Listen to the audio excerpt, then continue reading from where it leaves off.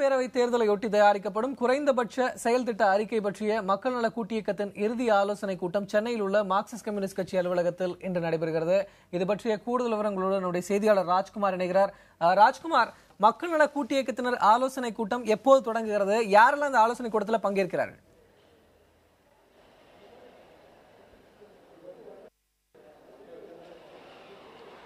விக்ரம், மக்கள் நல கூட்டு இயக்கத்தின் 2016ஆம் ஆண்டுக்கான சட்டமன்ற தேர்தல் அணுகுமுறை குறித்தும் குறைந்தபட்ச செயல் திட்ட அறிக்கை தயாரிப்பதற்கான ஆலோசனை கூட்டம் சற்று முன் ஒரு 5 நிமிடத்திற்கு முன்பாக மார்க்சிஸ்ட் கம்யூனிஸ்ட் கட்சியின் டி நகரில் இருக்கக்கூடிய தலைமை அலுவலகத்தில் இந்த கூட்டம் தொடங்கப்பட்டிருக்கிறது. இந்த கூட்டத்தில் ஆலோசனை கூட்டத்தில் மொத்தம் 8 பேர் பங்கேற்றிருக்கிறார்கள். மார்க்சிஸ்ட் கம்யூனிஸ்ட் கட்சி, இந்திய கம்யூனிஸ்ட் கட்சி, விடுதலை சிறுத்தைகள் கட்சி, மதிமுக ஒவ்வொரு கட்சியிலும் 2 பேர் ஏற்கனவே இந்த ஆலோசனை கூட்டத்தில் நியமிக்கப்பட்டார்கள். தற்போது 8 பேர் இந்த கூட்டத்தில் பங்கேற்றிருக்கிறார்கள். 3 மணி நேரம் இந்த ஆலோசனை என தகவல் தெரிவிக்கப்படுகிறது. ஏற்கனவே கடந்த 5ஆம் தேதி இந்த ஆலோசனை குழு என்பது அமைக்கப்பட்டது. ஏற்கனவே கடந்த வாரம் 13ஆம் தேதி இந்த குழுவானது கூடி இந்த குறைந்தபட்ச செயல் திட்ட அறிக்கை வேண்டிய அம்சங்கள் குறித்து இதில் ஆய்வுகளை அவர்கள் தற்போது இன்று நடைபெறக்கூடிய இந்த கூட்டம் 2வது கட்டமாக நடைபெறுகிறது. இந்த கூட்டத்தில் அந்த குறைந்தபட்ச செயல் திட்ட அறிக்கையில் இடம்பெறக்கூடிய கோரிக்கைகள், அதனுடைய அம்சங்கள் குறித்து விவாதிக்கப்படுகிறது. இந்த 4 கட்சியினுடைய பிரதிநிதிகள் பங்கேற்றவர்கள் இறுதி செய்யப்பட்டு இந்த அறிக்கையானது 23ஆம் தேதி அந்த கட்சியினுடைய தலைவர்களிடம் இந்த அறிக்கையை சமர்ப்பிக்க இருக்கிறார்கள்.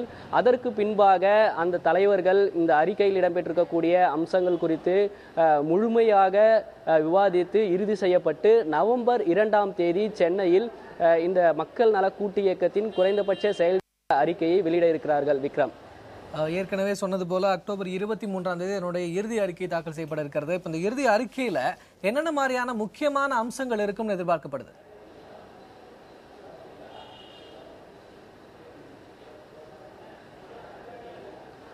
விக்ரம், அதாவது இந்த அறிக்கை பொறுத்தவரை தற்போது அந்த கட்சியின் தரப்பில் தெரிவிக்கப்படுவது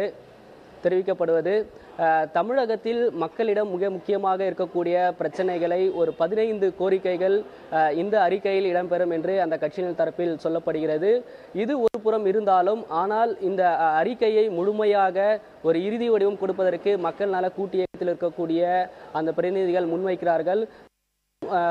ஒரு சிலது ஏற்கனவே மக்கள் நல கூட்டு இயக்கத்தின் மீது பல்வேறு கட்சிகள் விமர்சனங்கள் முன்வைத்திருக்கிறார்கள். எனவே இந்த அறிக்கையை மக்கள் நல கூட்டு இயக்கத்தின் செயல் திட்ட அறிக்கையை ஒரு முழுமையாக தயாரித்து அடுத்த கட்ட பணிகளுக்கு செல்ல மக்கள் நல கூட்டு இயக்கத்தினுடைய தலைவர்கள் திட்டமிட்டிருக்கிறார்கள்.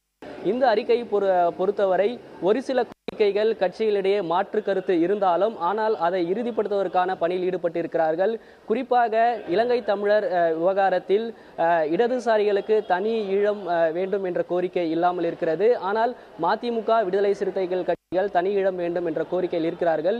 இப்படி இருக்கும்பொழுது இந்த கோரிக்கையில் குறைந்தபட்சம் அந்த போர்க்குற்றங்களுக்கு காரணமாக இருந்தவர்கள் மீது நடவடிக்கை எடுக்க வேண்டும்.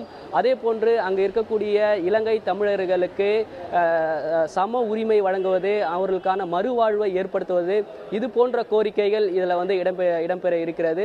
மேலும் ஊழலை ஒழிக்க வேண்டும், தமிழகத்தில் பூ விலக்கை கொண்டு வர உள்ளிட்ட கோரிக்கைகள் இதில் இடம்பெற இருக்கிறது. விக்ரம்.